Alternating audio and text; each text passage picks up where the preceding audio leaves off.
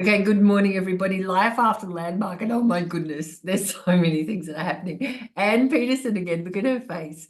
We're going to talk about life after landmark for landmark education, or as they're known now, landmark worldwide, because there has been movements since Anne published her book on March the 7th, 2024. Recently, they laid off a lot of staff. They've now declared bankruptcy.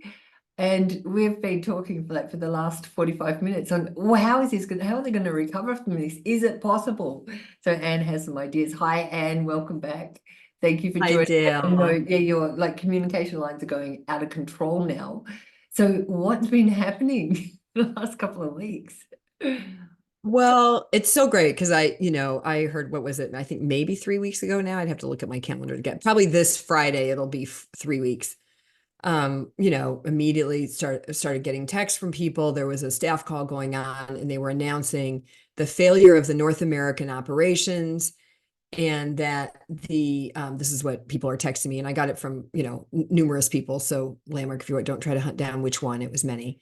Anyway, and that they were going to be laying off 70 to 75% of the staff. North American operations had really tanked since the pandemic, that they were overburdened with leases they had 27 offices prior, live bricks and mortar operation offices prior to the pandemic, or at the start of the pandemic. They had managed to shed all but 6 or 7 of those. And but those 6 and 7 were substantial. Well, I hear that whole announcement first, and mostly people are like, "Oh my gosh, I'm getting laid off." And some people actually reported, through the gossip network, which, oh my God, we should do a whole show about how getting rid of the gossip network is not a thing. Human beings have been surviving on the gossip network since the beginning of time. But they through that whole thing, that some people were relieved, because working for Landmark is difficult at best. And as we've been talking about, it's a pretty toxic culture, which is actually what I found out. You asked me before we started, you said, when did you publish your book? And I'm like, March 7th. And I literally have like understanding before the book and understanding after. When I published the book, I had no idea that the toxic culture that I had come to discover around Werner was so pervasive in the enterprise. And of course, now I feel almost silly saying that, given that whole enterprise was constituted to be Werner's word in the world. I've now been told that number of times, that when it was constituted behind the scenes, that's what it was constituted for. And they have all kinds of mission statements and value. They've gone through 3 or 4 reinventions, and every time they use the cool business spiffy tools of the time, rebranding, brand pyramids, like all kinds of stuff. But always it's existed to be Werner's work in the world and Werner's word. And so you could say Werner's words even. And that was my sort of startling revelation that had me ask the question, wait, is this a cult? Because we'd always been able to defend that it wasn't a cult because there wasn't a leader. Except for then when I started working with, they don't call him the leader, they call him the source. I started to wake up to, wait, there's always been a leader. There is a leader. Like, that's kind of a lie, which still actually wasn't a problem for me, much to my chagrin. It wasn't a problem for me till I started to learn that there was a lot of abuse around that leader. Now, what I know is that abuse is systemic inside the organizations, because I've heard from like hundreds, I can now say hundreds with integrity, of people who have experienced, verbal, physical, emotional, spiritual abuse. Like, what is classified as abuse? If there were, big law cases about it, whether they'd win or not, that would be up to the courts. But you could make that claim, right? Given the things people have been telling me. Well, now I kind of get it, right? Because if that's the culture around the source, and the job of the organization is to be the source in the world, that means all of it. That doesn't mean, just the words on the page. Although I think most people that participate at Landmark really don't know about that. You have to get all the way in the basement. I always say it's like in the basement. You have to get in the basement, like the heart of the organization, before that people start telling you that. Like, it's It's not hidden there, but it's hidden on the outer sides. Well, it was, but for a while during the pandemic, they retied to all that. Now I think they're kind of distanced themselves again, maybe because of my book. But anyway, so that was kind of, that's been a little like since the book, so much has come out. Brian Nord, who was much more involved in the centers division where the toxicity really got manifest in Landmark. He's been out, he's talking, he's kind of doing his deconstructing publicly and out loud. It's kind of messy, but it's really inspiring, honestly. Like, because it is messy. It is messy to find out all this information, just different things like that. What we thought we were a part of maybe had an ulterior motive, to find out that we were being used in ways that we didn't understand we were being used as graduates, as staff, as all that. We found out.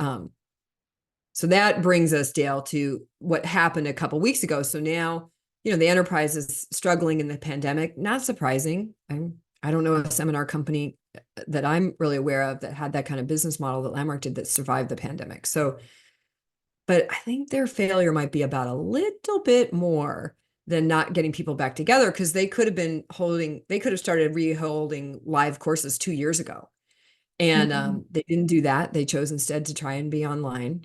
That's right. This is a company that's talking about initiative, and it didn't know the trend of people, like so many people now walking around with a mobile phone. We have computers in our hands. We're communicating via computer on a daily basis, like hundreds of times a day. And they didn't take the initiative. They needed somebody to come in and say, no, we're going this way now. Like, we're all busy.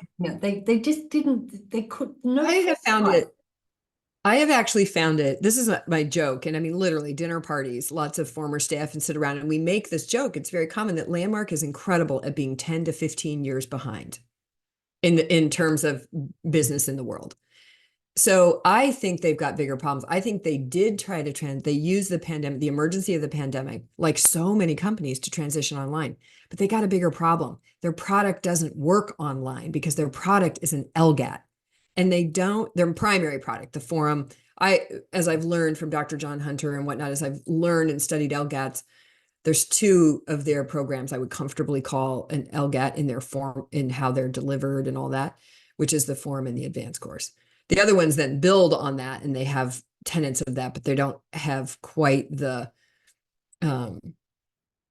model where they sort of bring people to that hypomanic state and create this, what in Landmark they call a breakthrough experience. But the neurosciences are now starting to weigh in and saying, well, not so much. We already knew from a study way back when that LGATs, an academic study that got done that showed, and Werner actually participated in it, that said LGAT or LGAT style trainings have a shelf life of 7 to 10 days.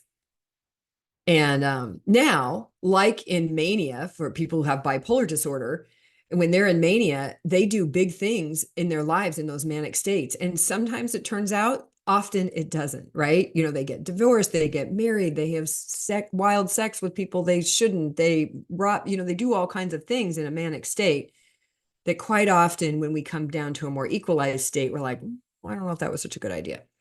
So I just want to interject with one thing. That's also their primary source of income, so revenue. So the forum is, if they can't get away with it in the forum, like if they don't have that initial impact to train people into this is how it's going to be, then the rest is completely diluted. So they've lost that ability to coerce and manipulate, but if you bring it down, well, indoctrinate. So the forum is the beginning of what I've now come to understand and I can see is a kind of indoctrination. And many organizations, not just ones like Landmark, have this kind of process. And in fact, I think we've kind of figured out, with the neuroscience, studying the brain and studying actions, and so much work's done, Robert Cialdini's work on influence, we've actually come to see how to influence people's actions. That's the polite word. The other word is manipulate. So to manipulate others' actions. And there's whole agencies and businesses that are set up. We're going to teach you how to do that. We're going to, mostly in the name of commodification, mostly in the name of capitalism, so that we can get you to buy our stuff. So they use all these tactics, which, by the way, interestingly, all work on the human emotion, emotional feeling states, which is actually what we act from, which to me makes Landmark's idea that I can somehow with my mind create a possibility and only act from that a little bit. It's not silly exactly, because it's not that it isn't true, but it's very short term. Ask anybody who's ever dealt with addiction how true that is. If what you decided as a possibility or a context can override a compulsion. No, it almost, so that's why when they studied LGATs, which are based in this experiential high, why they don't last, because as soon as the high wears off, you're right back into your old patterns. Now, in a company like Landmark, they have an answer for that. Buy the next program. I mean, how great is that model, Dale? So as soon as you're high and your possibility wears off, buy the next program. And and I think back, I don't know about you, but I think back to when I was a staff program leader selling programs. And I remember telling people, oh, if you want to live this, you got to stay in. You got to stay volunteer. Like now I look back on that and I'm like, duh. Right. But then I'm like, it just was obvious to me, because I was living the distinctions because I'm leading them. I'm in there every day. I'm working 70, 80 hours a week like that, in that state. And I did that until I wore my body out. I did that until I got sick. I don't know that I ever said that to anybody, but I was that. Like, you just need, this is your new family. It's kind of, that's the way it was. This is where you're known, you're appreciated. Until you register your family in, you're not really going to get that out there. So this is like your new home. Which that becomes the separation. So I'm still asking the question, is this a cult? I literally change my answers almost daily sometimes, I swear. So, but they always talk about the separation, and Landmark will proudly say, well, we don't separate people. We have them get together with their families right up until they don't do the forum. You do. That's right. And, I had somebody who did the forum very recently, like in the last 2 weeks. And they, just somebody who people call me now, right? So people call me, they reach out to me on all these channels anyway, and they say, oh my God, I just did the forum. I want to tell you about it. And I'm always curious because I haven't done it in a lot of years. I'm like, oh, what was it like? So he's telling me about the pitch, the Tuesday night pitch.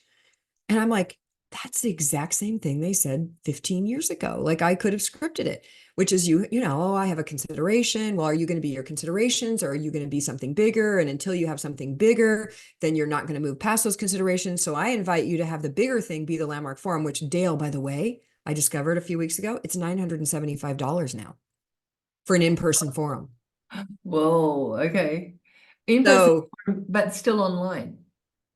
no. Oh, They you are actually doing in person. some. So back for Life After Landmark for Landmark, they are doing some in-persons, and I can we'll finish this part and then I can tell you what Well, I've, that's because I've probably never the like learned a lot about the real.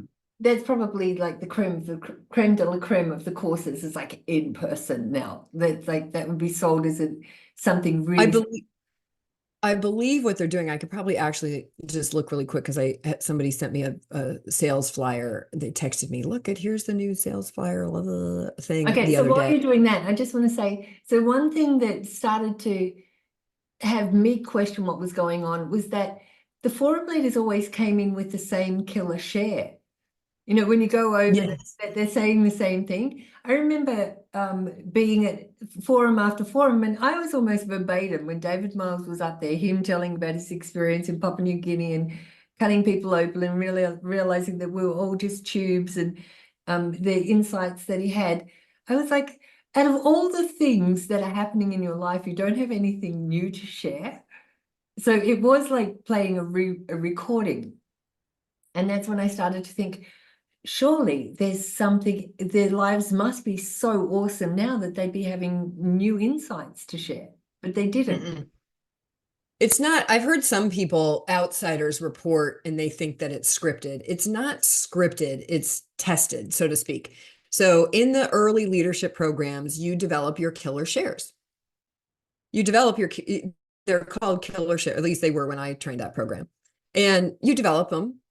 And, and you hone them a little bit over time as you lead event after event. But once you get one that works, you literally do become like a recording. Like you use your share. And so when this person was recounting for me, this particular leader's share, I'm like, because I used to be in the back of the room of that firm. I'm like, oh my God, that's the same exact conversation that's been being had since, I mean, back when I was there. And I was actually quite surprised by that, honestly, especially given we know that they just bankrupted the company. Like they're failing.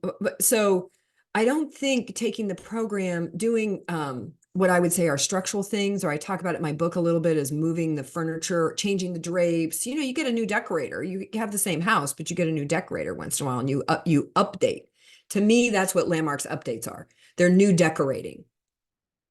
They're just new decorating. Oh, you're on mute. You're on mute, Dale.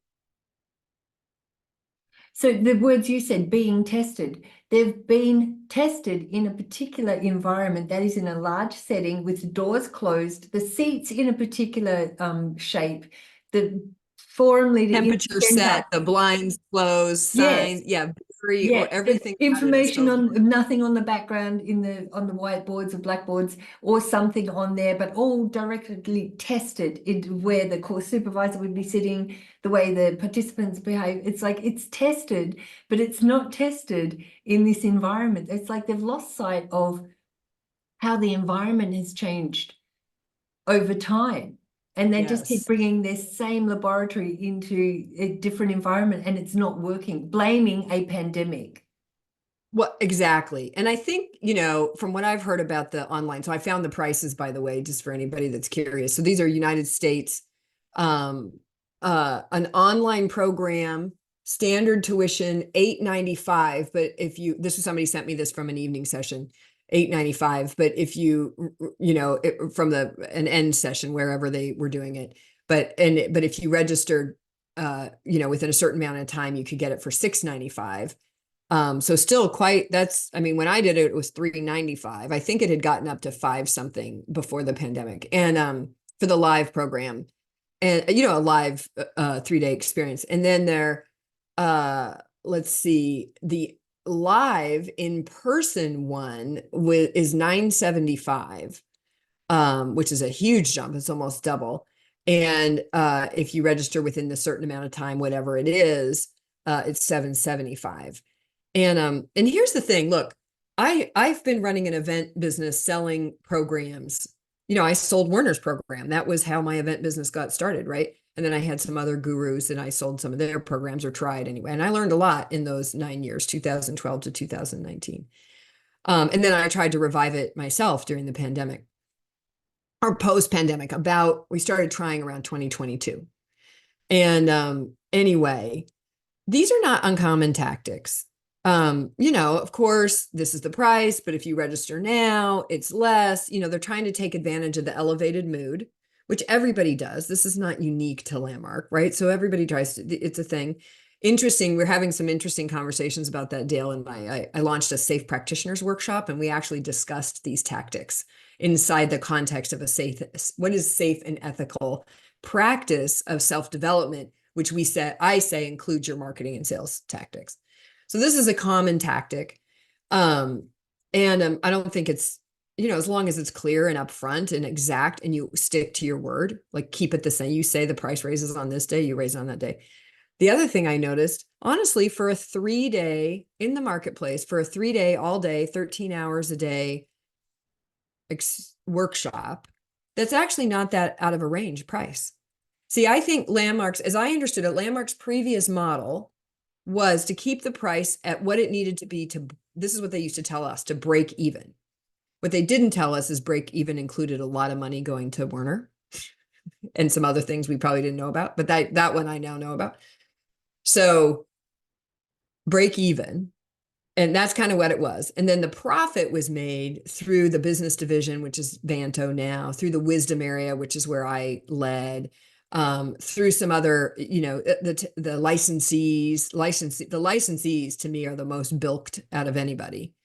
I mean, they're the most exploited, and they, in my opinion, and So that was kind of the model. So this to me suggests, and especially if they're doing, this doesn't say what, oh no, so the online program is $6.95 if you buy it right away, $8.95. So that means they're selling that, they're trying to sell, they're saying the price of the online program is $8.95. The price of a live program is $9.75. Okay, guys, as somebody who's done a lot of marketing in the real world, that's not a big enough gap for that difference, just for the record. If you're listening, that's not a big enough gap to invoke sales, just for the record. Because they could be doing that. I could tell them how to fix their business. It drives me a little crazy. I don't actually want them to, because I actually think their product is dangerous now. But the business person to me is like, that is not a big enough gap. I do a bigger gap than that between ocean front and ocean view on my But retreats. here's the thing, and they could take like these suggestions, but they've still got so much work to do as far as themselves, because they're coming out, we were talking about them coming out of the 70s. They've still got this 70s business model, but there's a 70s way of being, like a way of communicating and being oblivious. They're like they're in a time warp. There's a movie about a woman who didn't realize that the wall had fallen, something Lennon, something, and the family just kept pretending that Lennon was alive and that Germany was still communist. Like, they changed all of the furniture around. They didn't change anything. They kept it all the same. So to keep her mother secure, for her to think that she was still in her safe little environment. But if she had opened the door, gone out onto the streets, they had no control. So they would have Right. seen, that there's McDonald's out on the street and everything had changed. So that's what Landmark are like. You can charge more to go into the room, but there's so much work to be done as far as the people who work there are concerned. And I Yeah. think that relationship between Harry and Jack Rosenberg and Joan, the relationship that they develop with their staff is based on a lie. Like, Oh, speaking yeah, of lies, can we out that lie? Because you just said the yeah, lie.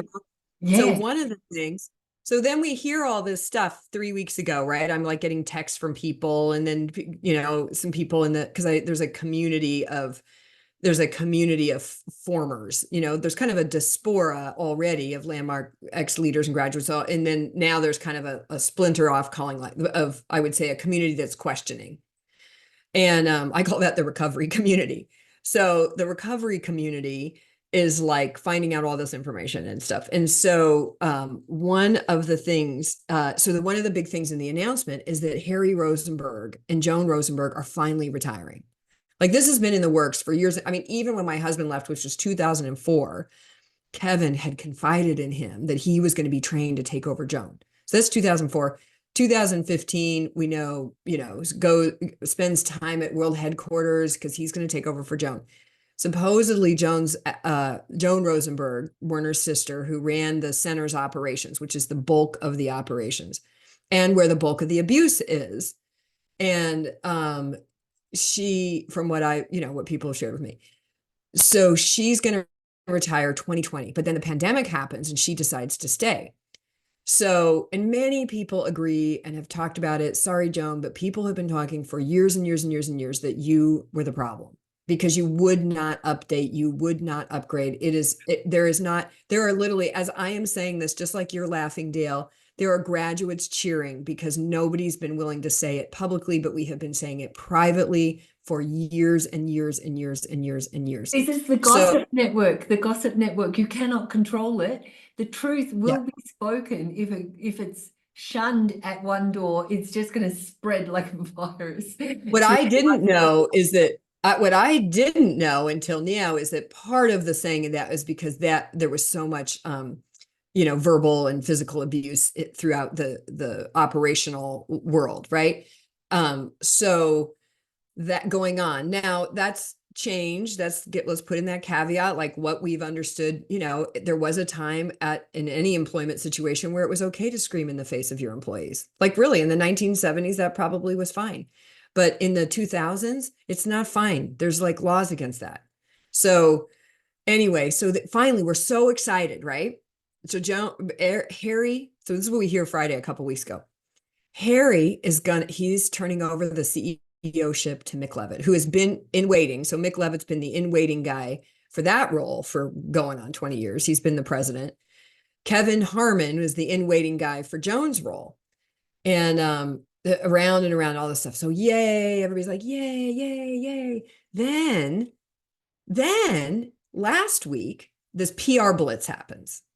So first thing that comes, hits the airwaves, are these puff PR pieces. I mean, it's clearly written by a PR company and they put it out on the wire. And then people who, organizations, all these blog sites that are looking for content, they take these companies' announcements and they put them on their site. So I happen to see the one on Markets Business Insider. And I'm like, what? But then the day after that, ESOP letters go out. People who are part of the ESOP, the employee stock option plan, start getting letters that are similar, have the similar narrative, but a little more inside detail. Well, one of the little more inside detail parts is that Joan and Harry they're leaving the management, but they're going on the board that runs the ESOP. So technically, what they'll in their PR material, they'll tell you that Landmark is owned by the ESOP. It's an employee-owned company. I challenge you to find an employee that even knows who's on the board or who has ever voted for a single decision. The board makes all the decisions about the direction of the company. So the people who have run the company into the ground are now on the board. The people who have condoned and perpetuated an environment of abuse are now on the board. Forgive us if we don't feel relieved and hopeful about the future of this new era. The person I feel the most sorry for, honestly, is Mick Levitt, who I swear to God is a great guy. I think Mick Levitt, the new CEO, is a great guy, and God bless him. I bet he is working his ass off to try and turn this around, but he does not get, because he's been on the inside for so long, he hasn't left the house, like you said, he doesn't get how the deck is stacked against him because he's so in that bubble. Mm-hmm. And they have this whole thing that they brought in one of their announcements is they're having a cultural evolution, right? Beginning 3 years ago, fostering more inclusive and dynamic culture through ongoing and regular diversity conversations and training. I know people who were on that team, and they were very disappointed when after a year and a half, 2 years, they had all these great conversations, came up with all these recommendations, and then were told the team was disbanded. They weren't going to do any of them. Thank you for your service. Well, what's the bet that Werner Erhard is still directing Joan and Harry in their new He's position? not, he probably isn't right now. He's been quite sick this year. So it's my understanding he had a near fatal health crisis in February. I believe is getting better. He's relocated. I'm not going to divulge any of that, but the gossip mill says he's on the mend. But he's 88 years old. And I mean, I worked with him, physically up through 2019, and he had a couple, really close. I mean, his health is not good. So what would typically happen around Werner, just having been there, is he would be very involved in something. And then if his health would wane or he would disappear for like a week, up to months sometimes. So he kind of comes and goes because he's 88 and in frail health. My fondest wish for Werner and Hanukkah, his wife, partner, nobody knows for sure if they're married. Anyway, is that they would just retire and like sit on the beach and hold hands and drink a Mai Tai, like whatever contribution they had to make was made so many years ago. I do really believe that. That is my personal belief. It was made, let other people evolve those ideas or not, and just step aside. But they have a whole culture in Landmark. This is the culty part, so to speak, which is, it used to be as a trainer. I've been interviewing some for my show, some of the original trainers and forum leaders. I just had quite an explosive interview with Alan Kahn, who was a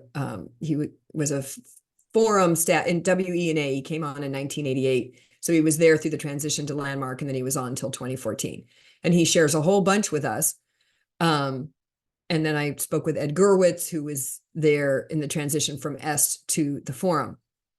And I did that because I'm like, let's learn about the beginning of human potential. Like, Werner and his gang were big kids on that block. Tell us all about it. But they constituted themselves, for sure in the W&A days, as a forum leader. Their job was to be Werner's word in the world. Alan shares this on my show. I think when it became Landmark, they constitute themselves as the enterprise, which is as staff members. I don't know about you, Dale, but as a staff member, that was what I did. I constituted myself as the enterprise. Yeah. Yeah. So it's not like you're working for a company, even with a mission. Your job is to be that. Well, folks, that's a little bit culty. And it doesn't, there's no room for growth in that, because if I'm constituting myself as that which was, and you're not allowed to go outside those lines, God help you if you try. Well, here's the thing, it's growth in a controlled environment, right? Is So, that growth? well, I don't know, but we do have, you can put plants in a hothouse and control the temperature, control the fertilizer, control everything. Is that true to the plant that's growing out in nature? And it'll be a completely different plant by the end. But this is a controlled environment. And I think, I know you said that Vern is sick and he probably won't have much to do with it. I can imagine him, he's still got a phone. He's still Oh, yeah. on the phone to Joan and Harry, telling them. So is it growth? Like, is it really serious transformation?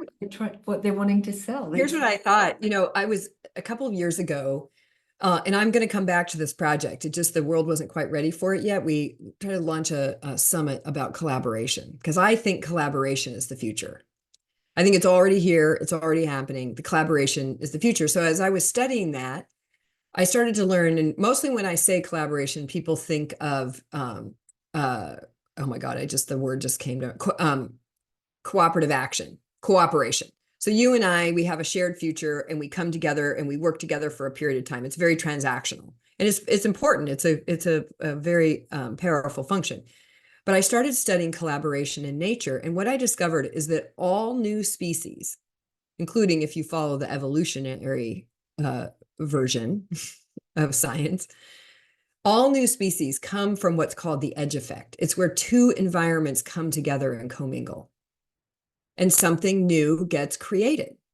So I would say what you could grow in a hothouse is what has been.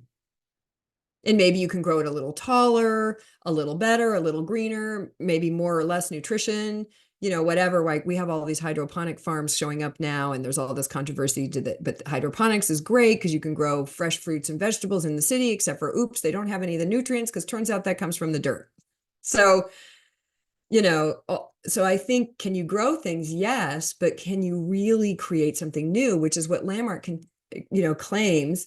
I'll read from the Aesop letter what they now say they're in the business of, but for most of its life, they're in the business of transformation, which is supposed to be something beyond more, better, different, something beyond change. It was a whole new world. Mm-hmm. Yeah. So now they're saying they have been known as the company that offers the forum, which is funny because but even right in there, that's Werner language right there, because Werner retired the S training and they brought in the forum. Dr. Ed Gerwitz, I'm going to have him on again. I'm sure he'd love to come on your show if you want to hear this story, because it's a really great story how they transitioned from the S training to the forum.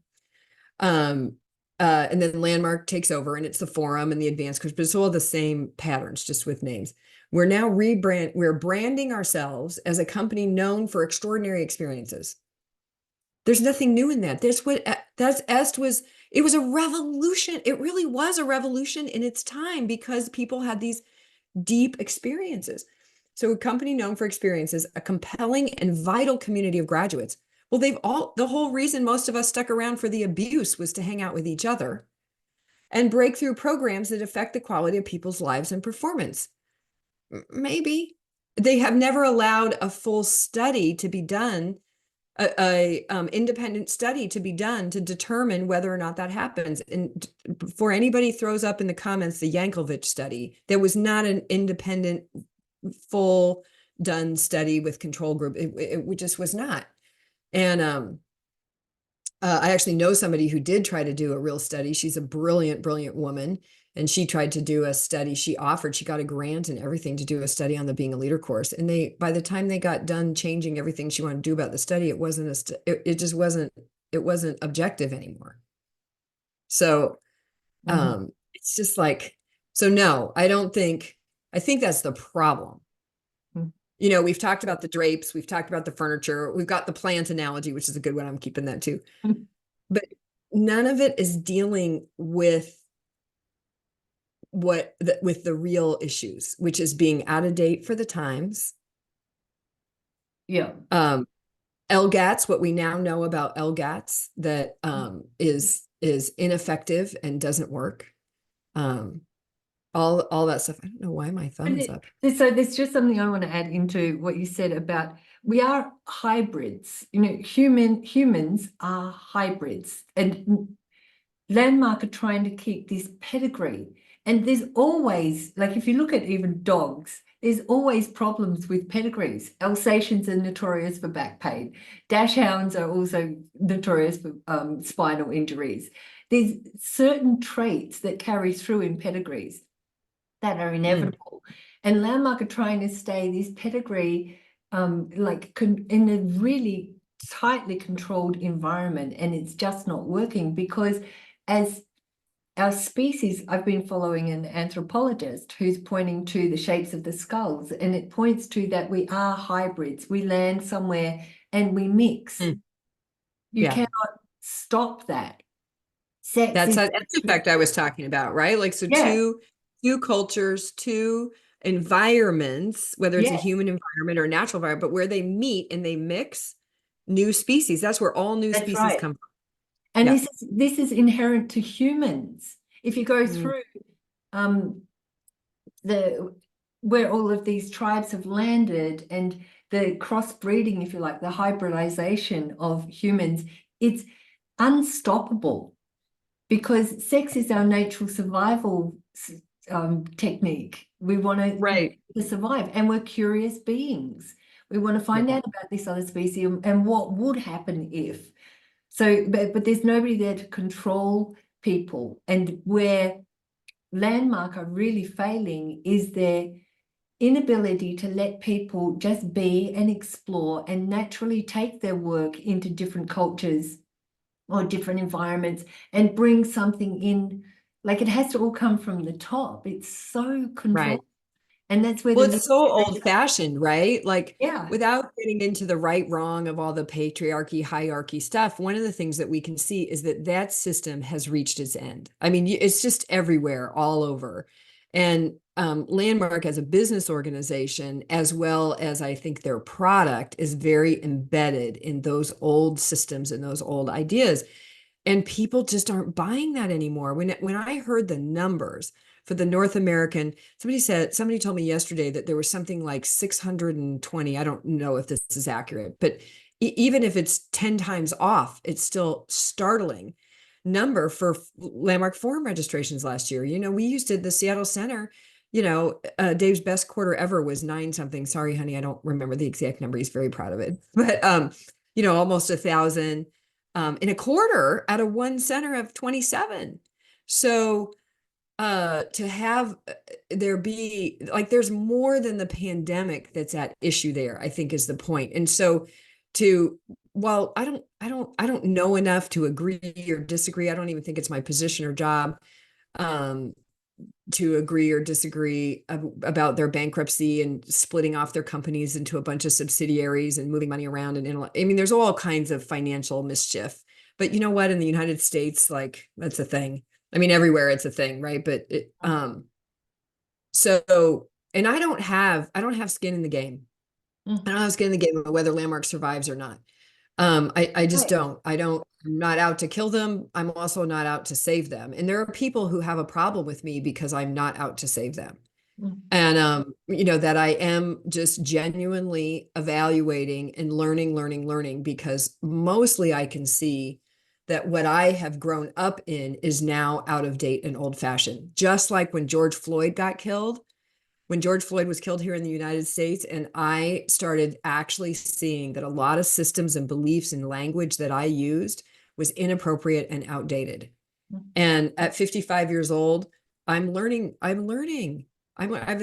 a good friend, a new friend who is they. And, you know, about every, 2 out of 10 times I use the wrong pronoun. But you know what? I'm in the game. Landmark is not in the game. And that is what is at the source of their failure, in my opinion. Okay, so I'm going to throw something in about hierarchies. I Mm. don't know that, well, TMLP, the Team Management and Leadership Program, that's the program that really stuck out for me. If Landmark's got an edge, it's with that. You know, people having, because we do need people that are willing to take responsibility and be accountable. We need a go-to source for any project. Somebody that's going to take the brunt. You look at the way birds fly. There's always one at the front that's going to take the brunt of the wind. The ones behind take their turns, and then they change. So it's, for me, what I learned. But that's the thing. See, you just that little part right there. So I just want to circle that part. When I was doing the work on collaboration, there was this really brilliant man that was telling us about even one of the most elite military, his son, who was unfortunately and sadly killed in action, but that was a part of a very elite military unit. And he said leadership in that unit always varied by mission. So Right. they would always together, they would choose, just like the birds choose the strongest one, the one, right? They would choose by mission to mission to mission. They would choose the leader who had whoever was best equipped for what that mission needed. So that by itself is a break from the hierarchical approach to leadership. Anyway, sorry, continue, because that was really juicy, that little point there. Yeah, I got it. But the way I think it is that the hierarchy is in the position, not in the person. So there has to be a hierarchical I structure. see. Sure. Yeah, but it's the person. And so the team management and leadership program, I was accountable for that. I loved it. It's like, how can this possibly work? And it was that there was a team, you would sign up for a year, and then the agreement was that the team would change every quarter. So there had to be positions. There had to be somebody who was accountable for registration, somebody who was accountable for well-being, somebody who was accountable for the team, managing that the team was in a good spirit or whatever. They create some parts of the agreements were created and others were strict. We need somebody who's going to handle the registrations, for example. Yeah. And at the start of the quarter, they would announce, so I'm now the team leader for this quarter. And then at the end, and come together, like the completion of the quarter would be, what was it like for me to be your leader? Where I failed, where I found, where I really struggled, where I know I now need more development. And then the team would come in and say, well, this is what it was like to be led by you. So the positions, the hierarchy of so the hierarchy of the positions stayed in place. There were some adjustments, but there were the basics that were needed. And then the team would constantly change to get their experience. And then, somebody would be like, well, you are a great leader. I would be a leader for, I'll go into team management and leadership too, where I get to lead the TMLP 1. So Landmark had this gift in that program that they just didn't apply to themselves. And people I think they've had a lot of gifts, actually. I mean, that's part of why I'm studying them now. I mean, partially I have to, because that's where my experience is, right? But they've had a lot of gifts. And I think you just nailed, so many people say that yeah, their wisdom course was another. To use their language, their integrity out. And They don't, the application. It's really the application of the work that matters. And that's where Landmark fails, because I think, even from my experience of having this podcast, is there's very few independent thinkers. People are unwilling to go against the crowd. Well, Dale, okay, but let's get honest there. They're unwilling to go against the crowd because, I mean, as Alan Kahn shares, much to my total and complete shock, shared openly on my podcast that the culture of putting their hands on people, of screaming in their face, that even he, and look, this is a guy who was peace. I mean, I don't think he avoided the draft, but my point is he's a peace guy. This is a guy who is for love and peace in the world. I've known him all my years. And, and he shared about how even he in that environment got, physical. So, you add that with the power dynamic, with the total threat of this is your whole life, this is your community. So if you go against it, you literally have no friends. You think you're going to lose your whole community. So you put those three things together, and yeah, they're going along with it. They're going along with a lot of things that don't feel good, don't feel right. That's what I've been calling out, because I'm like, Landmark, what are you going to do to leave that stuff behind? And it's not simply moving Harry and Joan to the board is not going to do it. Kevin Harmon is, screams at people. I would be shocked if he wasn't screaming at somebody last week on the phone. And they believe in ruthless compassion. They haven't examined that is not tolerable in today's world. Those two words do not belong in the same cliche. Oh, you're on mute. Your microphone muted you. So they're in this business called transformation, offering people ways to transform, to change behavior, right? Knowing how how difficult that is to change behavior, to change being. I've got a cough, wait a moment. And now they have to apply it to themselves. They have to apply it to themselves to evolve or to move forward in the world. And that's where they can't keep changing the chairs on the Titanic. No. Like, and look, I'm looking for evidence. If somebody texts me and, Alan shared with me, Mick talked with him and shared a bunch of stuff with him, and Alan shared it with me. And, if I hear good news, Dale, I'll pass it on. I really will. I don't have an axe to grind. I don't have, well, I can't think of any other cliches. There's a bunch of them, but I don't care, actually. I just kind of don't care. Like, what I care about is that people not be hurt, spiritually, emotionally, physically, that people not be hurt. And I don't care whether it's Landmark's work or, I have big gripes with my old religion, Christianity. There's a lot of horrible things being done in the name of Christianity to people. I speak out against that too. So, but what I've seen so far, looking at this ESOP letter, there's, it's nice. Software allows Landmark to automate numerous communications. So I hear they're no longer, you can withdraw, transfer yourself around in programs, like really things that were available in most businesses 10, 15, even 20 years ago. They're now doing. That's fabulous. I'm glad they're doing that. And part of our safe practitioner workshop, Mick can call me. You want me to come do a safe practitioner workshop for you? I'll do it. Well, with somebody else. I won't be with them alone. But that whole, because it's not safe for me. But there's all kinds of tactics. We are evolving the self-help industry. And sorry, guys, Landmark is in the self-help industry. That is, they can call it personal development. That's fine. That's great. Same stuff. They're going to do an app, a subscription service, which most people are abandoning. Like, subscription services are already not working as a business model, and they're just jumping on board. Anyway, it drives me crazy. They're going to need the self-help program themselves to help themselves, and there's really nobody out there that can relate to how this company was structured that can help them. So they're having to face whatever. I don't know. Ed Gerwitz might be able to help them a little bit. It's funny. Well, he has some. Anyway, I'm reading his book that's coming out in the fall. When Ed's book comes out, Mick, read it. But the whole, but the read the company stuff. Anyway, I gave Ed some feedback about the personal transformation stuff, because I still think that's a bit outdated for what some of the neuroscience that's come online. But it's look, company stuff is really interesting. It's really good.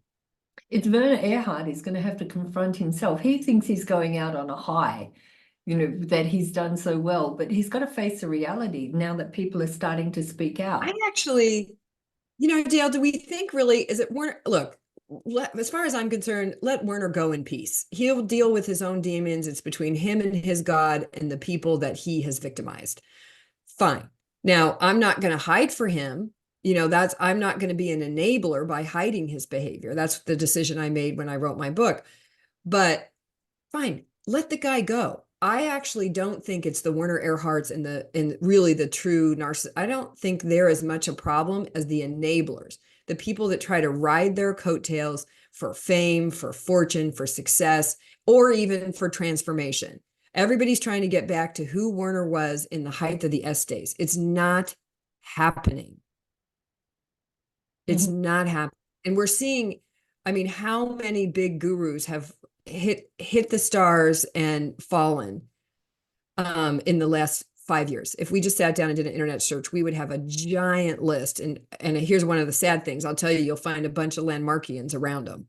We need to stop. We, the consumer, I think it needs to become a consumer demand. Well, I think that's Um, what's happening though. If you look at it, the work is actually working because people are starting to stand up. it's People true. are starting to get a relationship with themselves that they can trust. I know I started to put the work into action. I started to apply it. And one of the reasons that I started to speak out is because I love the work. I love what Landmark, the company, have created, the kind of environment like the TMLP that offered an alternative to what I was seeing with these fixed, when people get stuck in a position, that's the problem. They'll take that, it's like the security of the paycheck, the security of the knowing how the company is going to run because they're going to control it. And not budging, not moving out of the way to give somebody else an opportunity to bring their ideas. So it's not the position, it's the people in the position. And that's where Interesting. Landmark are really failing because I they're also think willing. I I think, and the positions need to be updated from time to time. I Yeah, mean, that absolutely. lead bird that's in the head, they probably fly around storms or they sit out a Yeah. night with, you know what I mean? Like they do need We to need to adjust to the condition. regenerate. We need to regenerate and to adjust ourselves and look at the environment that we're now facing. We have a say in shaping it, but it's also shaping us. So we need to be able to adjust and adapt.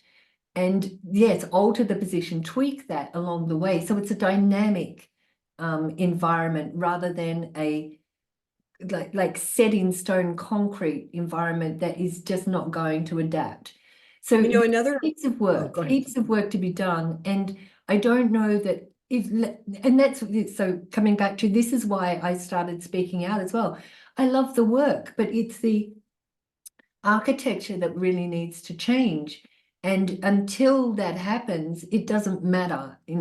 People can keep Here- applying it to the same structure. It's still not going to work. Here's That's the way my, I see it. And I want this yeah, to that's where I continue. I started love too. it. The day I published the book, I had come to see, and I talk about this in my book, like I walked my neighborhood. I must have put on, I mean, lots and lots and lots of steps, miles and miles and miles and miles, as I dealt with as this information about abuse kept coming in. And I was like, wait, I was really wrestling with, if I hide this, I'm it. You are what you hide. Like that's what I used to teach in Landmark. Like that was one of the core principles. So, and that's what the whole Scientology e-meters were about. So and that gets corrupted. Yes, we got it. Human beings will corrupt even the best of systems. We're clear about that. We've proven that again and again and again.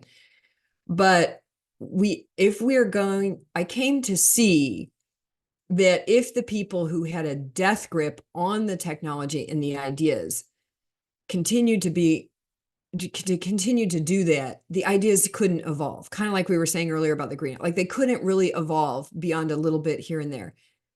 Nothing new could really happen. And that's when I sort of was like, okay, like the burden of the secrets I was holding got a lot less because I wasn't then like, oh my God, I'm going to like destroy the only Mm, vessel for these ideas. And then I started to study and read and do other courses and learn. And I started to discover that most of the ideas, first of all, don't originate there. And that isn't the only place you can get them. So then it was like, oh, okay. So if Landmark goes away, transformational technologies, transformational information and ideas will continue. And in fact, now I see it all over the place. Like I go on and on about this book. I love this little book, David Emerald's The Power of TED.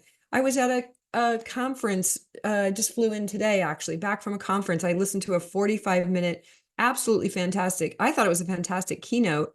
And I was like, I looked at my colleagues and I said, oh, he basically just gave all the best secrets of the forum in a 45-minute talk. Now, not everybody's going to not everybody's going to take those ideas, but if they took one thing from his talk and started to play with it in their lives, they would transform by our standards, by the Landmark standards. So I think transformation doesn't belong to a person or an organization. I don't think it's something that you can grab and control, like you're saying. It's something that belongs to all of us. And there's a lot of teachings and wisdom that belongs to all of us. And what would happen if we were free to share that? If That's we were right. free to hang in that together, like if and That's right. explore and evolve and grow and like, whoa, that's why I don't care about landmark anymore. I don't care That's whether they right. live or die. I don't care if they evolve or devolve. Like that's not, it's not in my purview. It's not my responsibility anyhow. I want the people there to be safe and honored. People are going to lose their retirements. That's so clear. And I hate that for those people. And it wasn't their fault. It's not their fault. They had no say in that. I don't care what anybody says. That company gave their employees zero say, and in fact, threatened them incredibly if they try to say. And what was it? So 2 week severance? Oh yeah, two. So tell me, Dale, in Australia, what's the severance policy? Do you know what the general Oh, guidelines or policies are? I can tell you what it is in the United States. It is 1 week for every year you served. So if you were a staff member for 26 years, you would get 26 weeks of severance in the oh, general. It's not legalized, which is why they don't have to do it. Because in the right. United States, So we don't, landmarks yeah. taking the cheats way out again. It's just unbelievable. These people that have Well, not, and they filed bankruptcy. I don't think we got to that, but oh, they did file bankruptcy as well. So they bankrupted so they keep splitting into all these companies. So now it's Landmark Worldwide New Era LLC, and it's a Texas company as of it's all the shell somewhere in companies and July, I think. it's shell companies, and they've just got all these centers well, businesses set accountants set up in different islands around the world where they can evade tax. It's so common and it's so cheap. And they're talking transformation, and this is why there's like zero chance of them That's the rising. integrity out, Yeah, right? yeah, Like their practices, even though they're maybe normal in the world, in an organization that claims to be have a product that's about creating a world that works for everyone with no one and nothing left out, that claims it's about transformation, that claims it's about diversity and inclusion and equity, it just claims that it's about all this, a transformed world, and yet they are deeply embedded in old corrupt systems. yeah. So it's And really ordinary behavior for a company that's now saying they're about extraordinary experiences. So it's weighing, right, right? It's the weighing up of the two. And this is what's becoming so obvious now. I what I've realized is that this is these podcasts is that I've lost my trust in people speaking. I've just lost trust in it. I look at the actions that they're taking. That's what speaks to me.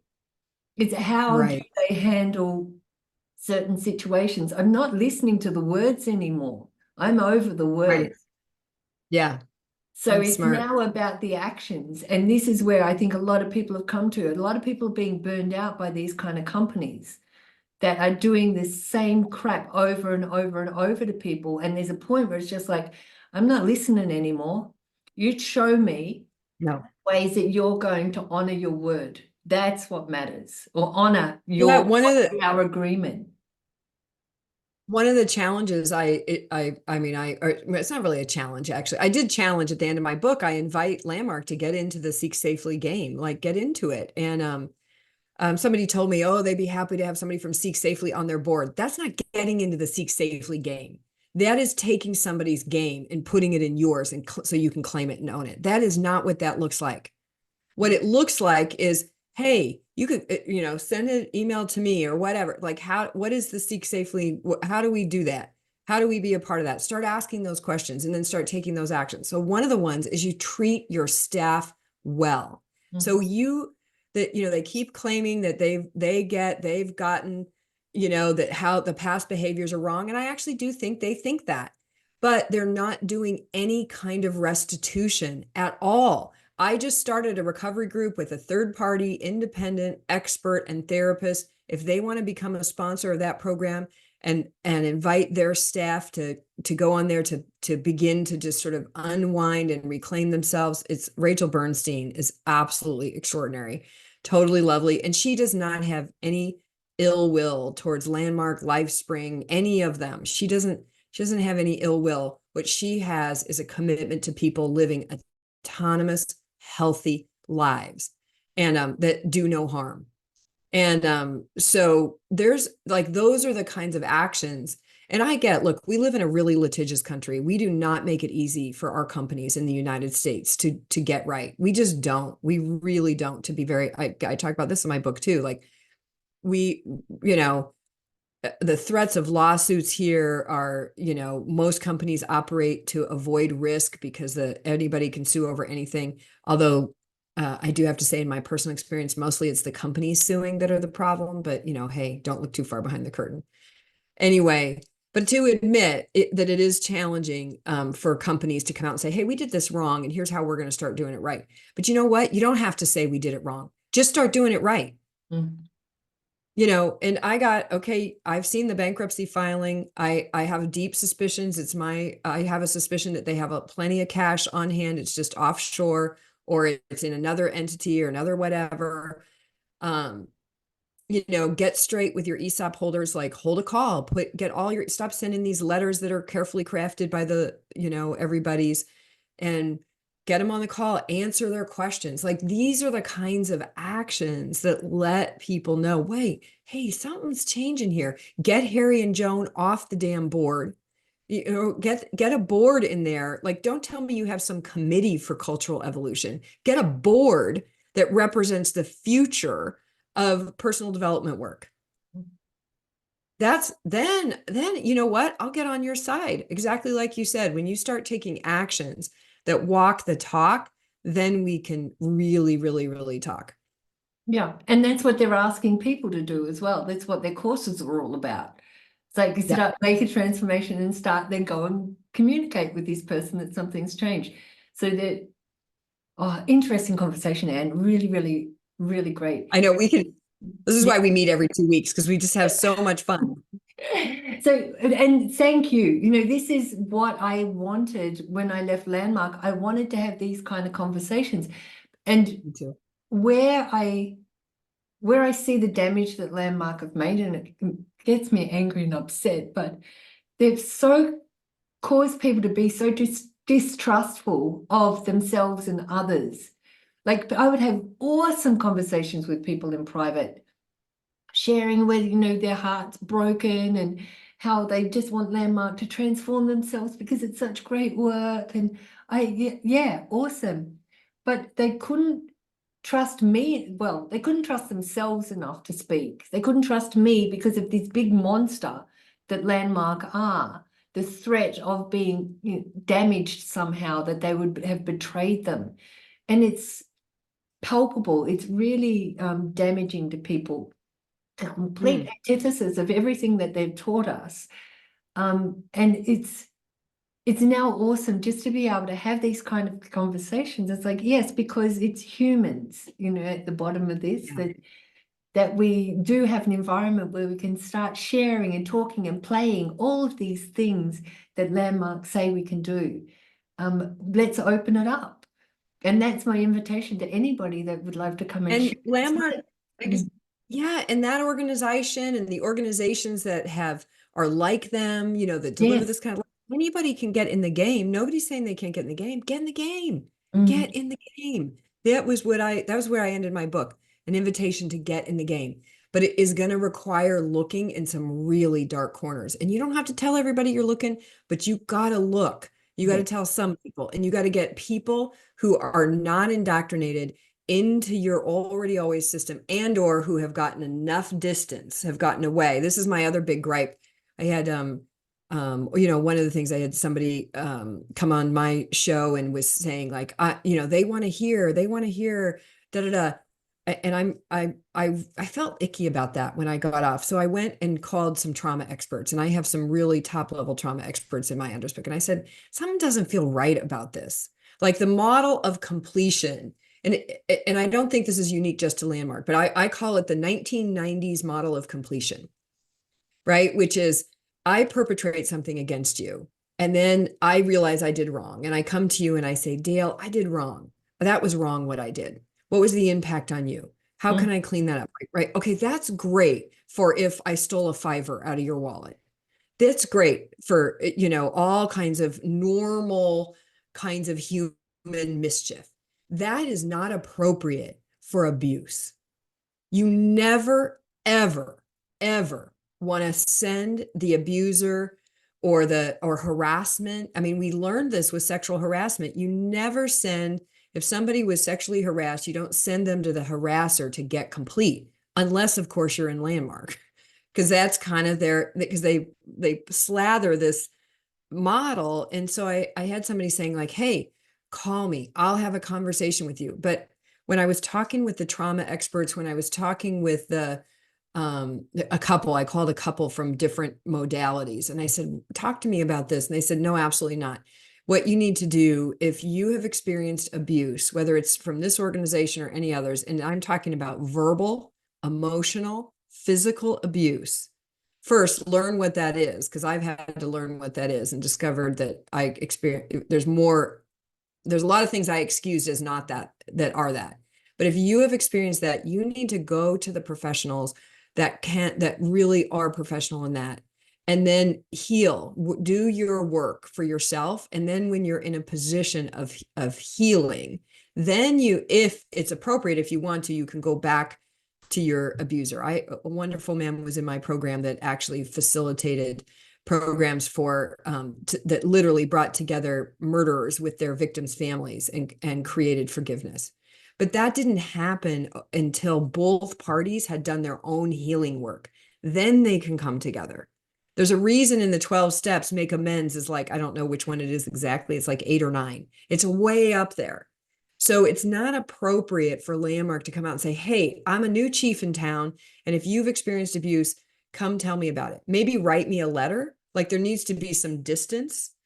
Maybe write me a letter if you want, that can be done anonymously, because the inherent power dynamic skews the whole thing. If I choke somebody and then I go back and say, oh my gosh, I'm so sorry, I did that, I was out of my mind, I was completely wrong, will you forgive me? If I'm in the power position, if I'm your boss, Dale, you're going to say, of course I forgive you. First of all, because if you don't, your body knows this person could physically harm me. So it's the way it Mm. works. And that's the kind of stuff Landmark has to look at. That we have learned so much about the body and the brain since the 70s and 80s and 90s.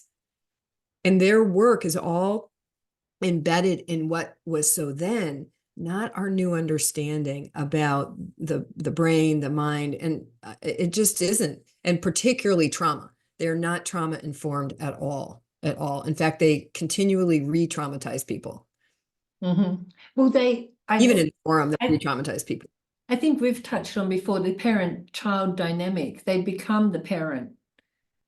Landmark Yes. becomes the parent, and we're the children. We're learning from the new ways to integrate into society, new ways to develop relationship, because now our parents failed us, the ones that gave birth to us. So we've got now this organization that becomes the parent, and then we get betrayed by them because Yes. not doing what they said. So Right. that betrayal, it's like a double whammy. First, I've had our parents, and then they've got this organization that act as our parents. And then there's like, what else is there in the world where, and I know it took Don't me. you think that's happening too in the political world? Like, I think that analogy really Yeah, carries through, right? Because we go, one of the things that drives yes, me nutburgers here in the United States is everything is the president's fault. And actually, our president has pretty limited power. Well, used to. They're working very quickly to give him a lot more. But, our whole system of government was designed so that the president didn't have a lot of power. But yet people still kind of go around like kids, like, oh, the gas prices went up, so-and-so president, they did that. No, they didn't do that. OPEC probably had more to do with, you know what I mean? Like, there's so many, or the Texas oil barons, or, whoever's benefiting from that system. And, yeah. But but the it parental takes model you're speaking of, I think is absolutely, really, that's really brilliant. absolutely. And it takes us to grow up, to Right. start questioning our parents.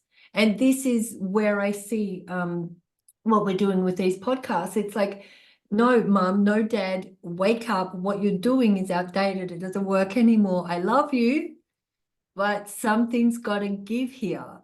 So, Yeah. and that's Landmark has to take some of that onus that it relies Yeah. on them as well, but particularly because they've been training us to act a particular way. So this is why I come back to Werner has to, I think there's something for him to acknowledge where he's gone wrong, or not wrong, but where he hasn't grown and developed, that would have a big You know impact. what I think would be miraculous? You know what I think would be utterly stunning? Like just stunning, like a shot heard round the world, as he once said about hunger, is if a Werner or somebody like him, because there's others, he's not the only person to, whatever, to come out and say, you know what? My two things. One, I have been all my life dealing with this compulsive behavior in which I abuse people. I am now seeking help to do that. And I have, what have they done? I had a student actually in my course. He's one of the most integrous people I've ever met in my entire life. Came to realize that he was having thoughts about having sex with underage girls. And he got to an almost acting on it point. And what this person did is they went and he confessed to his wife, and he went to the police, and he turned himself in. And he suffered the consequences. He dealt with the consequences of that. He got therapy and training. Like, he really took it on. And that's what Werner would need to do. And along the way, admit that there are limits to his very own ideas. What's been allowed to perpetuate in these organizations, again, not just Landmark, many, Tony Robbins, I'd be happy for you to think all of his stuff is the answer to, personal progress also, but that they are the only answer. No, the Werner's, the legacy of Wernick's work can be very powerful, but it's only a piece. It's a sliver. It's a piece.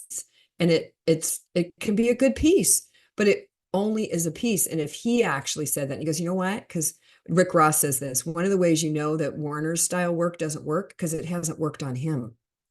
He's got the same psychological proclivities, issues that he had going in.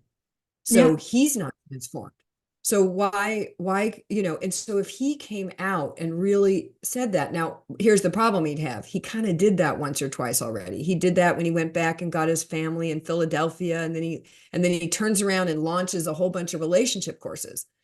So you have to separate it. There's got to be for no reason. I had somebody confess on my show the other day about physical abuse. You can watch it on Confronting the Line, and a former foreign leader. And look, that was a brave thing to do. However, he threw in the caveat called, now that it's past the statute, I can say this. And, honestly, if he just hadn't have said that part, I mean, I'm glad I did, because it's obviously how he really thinks. So it was very revealing. But confessing when you can no longer be held to account has less value, unless you deal with that also. And that's the kind of new thinking. We now understand these things. We now know truth without reparations. It's not, in Landmark's lingo, that's not dealing with the impact guys. So great. Mick's great. He's new. Mick is a great guy. I think he's a smart guy, whatnot. I may be proven wrong. I hope not. I'm so tired of being disappointed by people I like, particularly men. But he'd have to deal with the impact and damage. I've had to stop my plans to deal with it because I didn't know it was there. And then I wrote a book talking about it over here, and turns out it was all these other places. And just like I couldn't walk by that trash, I can't walk by this trash either. It's just not in my makeup. So I went and started the recovery group. I've started a book club where we can talk openly. We've started these podcasts where we can talk and we can discuss. Why are we doing it publicly? A lot of people, why do you have to do it publicly? Because it's the only place where there's some accountability in the system. So a system without an accountability structure is a monster. And the only accountability structure for Landmark is public scrutiny. And people will come back at me and they'll go, but what about the law? I actually have a filing cabinet of, we found at least, I have to add them up now, but we're well over, I think we're over 16 now, They have been being sued and sued and sued and sued and sued and sued and sued. And they haven't been sued probably nearly as much as they could have been. So they have had so many opportunities to see what doesn't work because it's been brought up in the systems of accountability, and those systems have failed. They have failed. They didn't heed the warning. They didn't. They got sued or they got a complaint and they'd make a policy, but they never changed the culture. And the problems in the culture, not in the policy. So if you have, the ESOP document that you've got, they've also got the changes that they're making, the forum with enhancements, technology overhaul, marketing automation platform, customer relationship management, our new landmark website, the landmark subscription, the landmark app, cultural and workplace environment, the rebranding of landmark. But there's nothing about changing the structure. It's or the still, culture. yeah, it's still all this stuff on top. So No kidding, Dale. I told you at the beginning, somebody called me. Somebody who had just done the forum and telling me about their Tuesday night and this whole spiel. It's the exact same spiel that is a manipulation. I mean, if you, one of my urges for Landmark was to tune into what's now kind of known as the uncult, as the cult exposure world, because you learn a lot. You start listening to a little bit culty, you start learning, like, it's really great. These people are doing an amazing service because they're using the past to show us what isn't workable, what isn't right, because people get hurt. That's my line for isn't right. If people are getting hurt, it isn't right. Something isn't right. So they're showing us, they're distinguishing it. And when I started tuning into that and then looking over here, that's why I call my show Confronting the Line, because when you're on the line, you can look this way and that way. You can see both. But when you're all in this world, you can't see this world over here. That's right. You can only see both from the line. Brian Regnier, one of my mentors, taught me that. You can only see light and dark on the line between the two. So you got to stay on the line and go, whoa, what's the great stuff? Okay, well, this is now, but to me, the damage that's been done, it's really problematic. And just kind of moving on, settling the lawsuits and moving on, that stuff doesn't work anymore. It doesn't work mostly because the internet. I mean, just come on, let's talk practically. It's on the internet, everybody can find it. So, you know, now when people, I love Brian Nord says this all the time, people go to register for the fund, they say, hey, Dale, you got to do this thing. It's so great, the forum, and you're going to go on the internet and you're going to find out all kinds of stuff. Now there's going to be critics who are going to go, yeah, and they're going to find your show and your book and you're tearing it down. I'm like, no, I'm not tearing it down. I'm telling the truth. And in the truth, there is an opportunity for Landmark or the Landmark-esques, those kinds of organizations and practitioners to step up. I have this wonderful class of 39 practitioners. We are together. We're studying, what does being a safe practitioner actually really look like? How are we interacting with our customers? What do our marketing practices look like? And it's so rich. It's so wonderful. Like, I'm just really loving that journey. And you know, we're going to launch, I'll announce it here. We're going to actually be launching Illuminate is going to host a Seek Safely Summit in October. We're going to do a short online version this year, building up to next year. We want to do a in-person one where people can come, consumers, practitioners, people who are seeking recovery. Those are the 3 areas that we want to cover, that they can come and they can learn, and we can learn together and we can do better.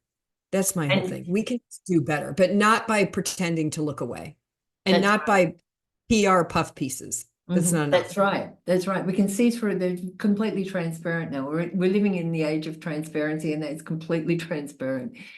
So awesome work. And your podcast, if you don't mind sharing when you're podcasting, where people can find you for that as well. It's up. Well, we are not doing, we're doing kind of like you are, which is we're interviewing people. Sometimes we invite live audiences. So if people follow me on Facebook, Ann L. Peterson, you know, I always make those announcements, or sign up for our Illuminate newsletter. Oh no, actually, we're not even announcing it though. You better follow me on socials. It's the only place. So if you want to be a part of a live audience for certain guests and things, we invite a live audience to join us and ask questions. Sometimes we will, sometimes we won't. But we just started, and kind of where we're starting is like, well, let's learn about the history of this industry. Mhm. And I started with the people I know, which is the people who were a part of Est and Warner Earhart and Associates and Landmark. And I've been inviting them on. They've been somewhat so far actually they were really delightful. I've only done two interviews, right? So Ed Gerwitz was amazing, to kind of hear the history and all of that. We're going to have him back. We have a bunch more questions for him. And Alan Kahn was shocking, a little shocking. I was quite rattled actually, and a little surprised in his interview, because he I don't know, I'll let people judge it for themselves. I left it very unedited, and I thought, I'm working through my issues about it with the professionals in my life. I'll let other people do that. But So just one it was second. So surprising. I think this is the beauty of the public scrutiny as well. We get to actually see ourselves. We get to hear Yes. ourselves. And Yep. that's one of the greatest, like, I was so scared when I spoke with Chris Shelton, but I was just like, I just have to. It was 20 years of not speaking and then being like nobody else was going to. So I did. And then when I look back on that, I was like, oh my God, I hardly gave him any airspace. Oh my gosh, Dale, I watched. Yeah, sorry, go ahead. I apologize. Yeah, so I got to see myself and it's like, okay, great. I got that out of the way. Now I can start to tailor and to craft. And I started inviting people, but nobody would come online again, going back to the trust thing and being scared of Landmark. So now I think having these kind of quality conversations where people can see we're not out to get anybody. We're here to open up this what is possible conversation, what's next, because these organizations are failing across the board all around the world. They're not And working anymore. They've can we expired. acknowledge, can we appreciate one thing? So there is one action that, or there's been a couple, but there's one very significant action that Landmark has coincidentally not taken, that is actually a sign, I think, of growth, which is they haven't sued me. They haven't tried to shut me up. They haven't tried to shut Right. you up. They haven't tried to shut Brian up. And I really do want to I want to acknowledge them for that, because that, that is a sign of kind of tuning in to the new era, right? Because, I had planned for that. I have a super duper attorney and, all kinds of stuff, because they do have had such a litigious history of really suppressing. One of Warner's aides told me he used to say, clean up the internet. You got to clean up the internet, get all that stuff off the internet, get all that stuff. What Warner didn't know, and God bless him at 88, how would he, he didn't grow up on the internet. You can't clean up the internet. It's kind of big. And, That's right. right, so you can't do that, but boy, they've made a valiant effort at it, and I do actually want to appreciate them for not shutting down the discourse. I think that is I do genuinely feel that's something that they, whoever's making those decisions, I suspect it's Mick, who's much smarter at media than Okay, so Harry was.